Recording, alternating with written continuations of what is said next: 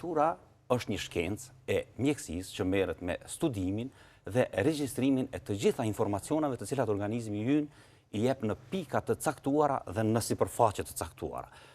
Pikat na shërbejnë edhe për diagnostik, por edhe për trajtim. Sipas akupunktologjisë, gjithçka është tek ne, do thotë është në sistemin tonë nervor, në trupin tonë, dhe se aty janë edhe sëmundjet, por është edhe trajtimi.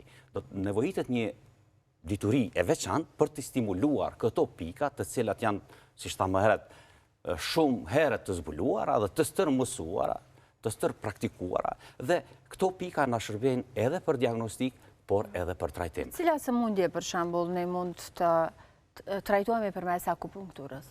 Shumë sëmundje trajtohen përmes akupunkturës, por ne gjithmonë marrim sëmundjet të cilat i ka pranuar Organizata Botërore e Shëndetësisë dhe i ka vënë listën në të cilën trajtohen më se 60 sëmundje. Duke filluar nga ftohjet, dhimbjet e gjunjëve, kokëdhimbjet, këtu duhet ndalemi te migrena, sepse OBSH-ja radhit migrenën në akupunkturën në realitet, në radhë të parë si ta quaj si teknologji e re, si ta quaj si një deg e re e mjekësisë që ka dhënë një përgjigje.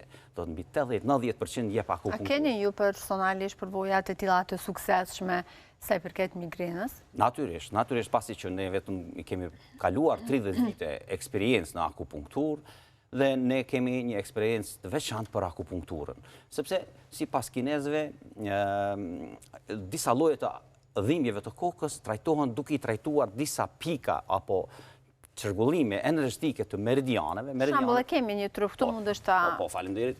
Janë 12 meridiane apo kanale. Nëpër këto meridiane qarkullon një energji. Pa energji nuk ka jetë. Dhe shumë herë, nganjëherë kemi tepric apo kemi mangësi, do të thonë suficit apo deficit të asaj energjie, dhe se gjilpëra, kur vendoset në pika të caktuara të trupit të njeriut, bën balansin apo harmoninë e energjisë.